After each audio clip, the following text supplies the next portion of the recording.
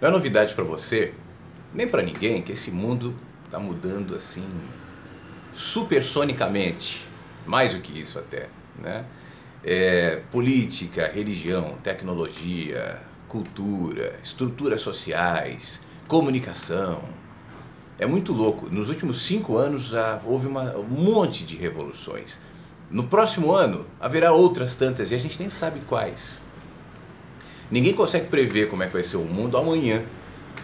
Então isso muda a nossa linguagem também e a maneira como nós lidamos com as nossas estruturas de crença, de cultura, de organização. Nós vemos hoje no mundo inteiro, não é só no Brasil não, uma série de questionamentos em relação às estruturas políticas, econômicas, a própria democracia em xeque. O que é a democracia, afinal de contas? Um conceito lá dos gregos, antigo, e que ainda hoje a gente se pergunta, é isso que nós vivemos, por exemplo, é democracia ou não é? Isso também tem a ver com a religião, né? De uns tempos para cá, talvez de 10, 15 anos, 20 talvez, começou a crescer a angústia das pessoas em relação àquela estrutura cristalizada, vertical, imperativa, dogmática, que muitas vezes a religião representa. Então, para se criar um outro caminho, mais leve, mais arejado, mais cheio de possibilidades, começou-se a falar sobre espiritualidade, o que faz sentido. Os seres humanos não são só a mente pragmática, cartesiana, somente as estruturas culturais e políticas que nós criamos, mas nós temos sede do transcendente, ou seja, de algo que está para fora desse corpo que somos. Isso pode ser encarado como uma busca de fé, uma busca espiritual, mas há outras buscas que, na minha opinião, também são buscas espirituais. A ciência é uma busca espiritual, de transcendência.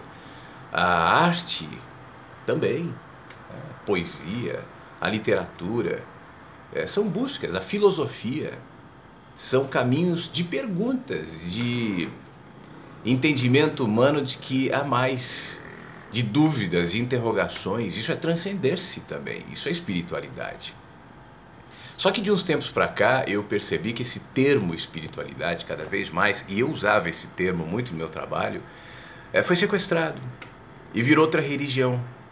Hoje em dia, se você se propõe a falar de espiritualidade, você deve se limitar a assuntos de comportamento, a assuntos místicos, esotéricos, que têm o seu valor, mas que jamais são suficientes para reduzir essa experiência humana, que pode ser chamada também de espiritualidade. Então, por isso eu não tenho usado esse termo nos meus trabalhos. Eu percebo que quando eu falo, por exemplo, sobre política ou outras coisas, eu gravei um vídeo recentemente falando sobre isso, algumas pessoas se propõem assim: pare de falar sobre isso, fale de espiritualidade. Uma pessoa com muito carinho, inclusive uma amiga, me procurou dizendo o seguinte: eu sinto que você precisa canalizar luz, falar sobre espiritualidade e não sobre esses assuntos densos, como a política, por exemplo.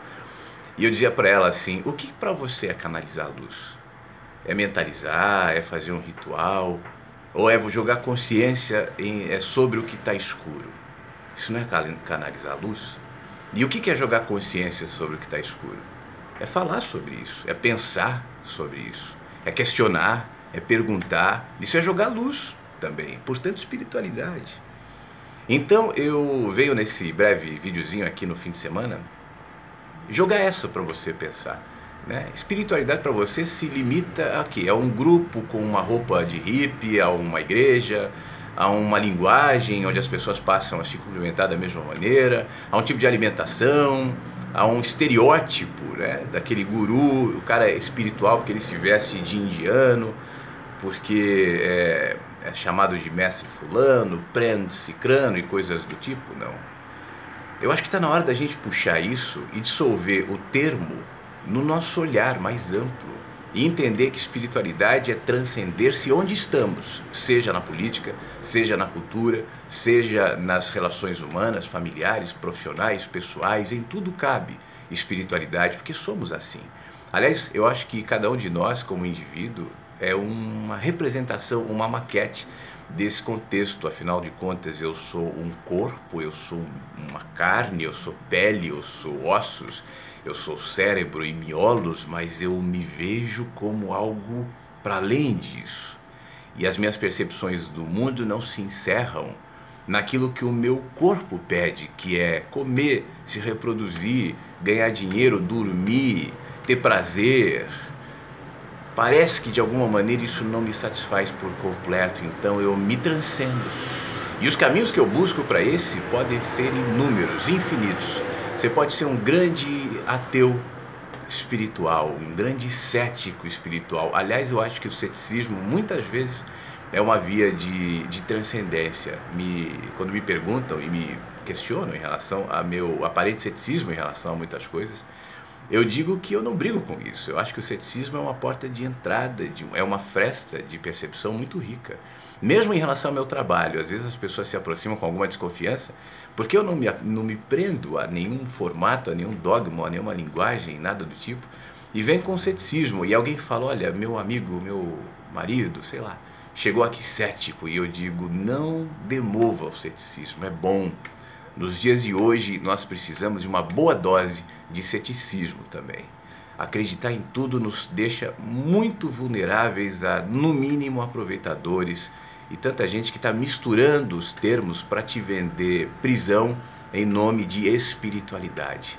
Espiritualidade é ser humano. Eu não encontro nenhum caminho para que eu seja espiritual se antes eu não for humano. Prefiro ser humano. No acolhimento, no trato, no respeito, na abertura, na lucidez, e isso me envolvendo nas questões humanas, para que, como reflexo, eu encontre esse lugar de transcendência, que se quiser chamar de espiritualidade, fique à vontade, mas não tente encurralar isso num conceito, num dogma, numa mente fechada ou numa linguagem específica. Não espere isso de mim. Um beijo, fica bem.